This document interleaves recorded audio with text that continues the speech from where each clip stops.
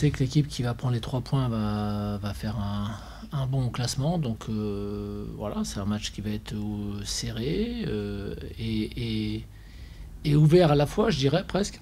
Serré dans le sens où c'est deux équipes qui sont assez proches l'une de l'autre et qui ont des statistiques qui sont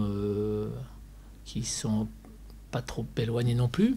Et ouvert parce que c'est des équipes du haut de tableau, donc forcément on peut espérer voir des buts dans un stade Geoffroy Guichard qui est une citadelle difficilement prenable, on va dire. Voilà.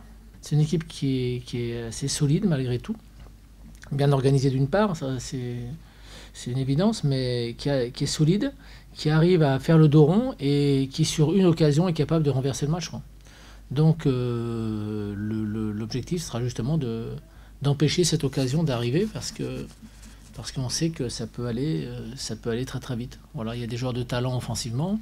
J'oublie pas qu'à Rennes, il n'y avait pas Mvila et il n'y avait pas Kazri quand même, donc ils sont quand même le cerveau et le buteur numéro 1 de cette équipe. Donc forcément, quand il vous manque 2 joueurs de ce calibre, c'est un peu plus compliqué.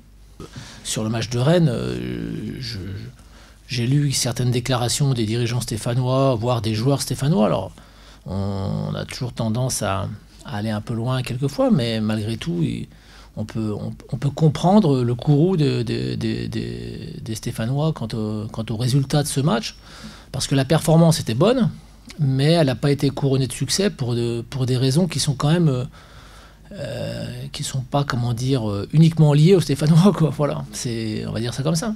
C'est pas pour autant que la performance stéphanoise était à jeter, loin de là.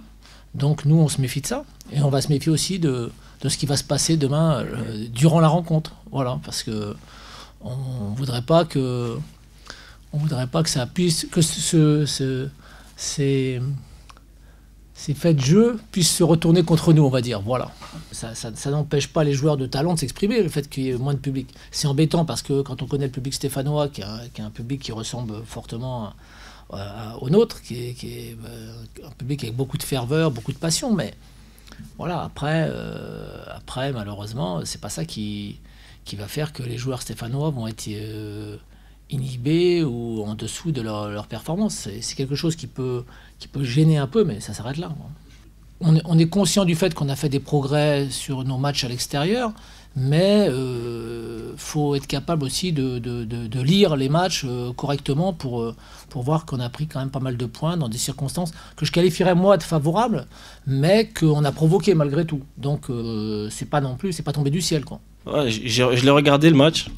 Après, je pense que le résultat il reflète pas vraiment la physionomie du match, parce que Saint-Etienne a eu des occasions franches en première mi-temps où ils auraient pu égaliser et presque prendre l'avantage. Donc voilà, c'est l'histoire d'un match, encore une fois. Je pense que demain, ça sera un tout autre match et il faudra le prendre par le bon bout, mettre les ingrédients qu'il faut pour voilà, faire un gros match et rivaliser contre cette bonne équipe de Saint-Etienne.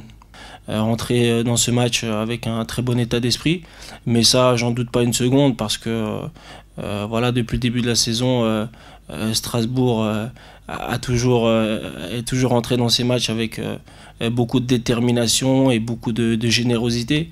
Voilà, je pense que c'est ce qui fait aussi cette force collective ici dans cette équipe et dans ce club.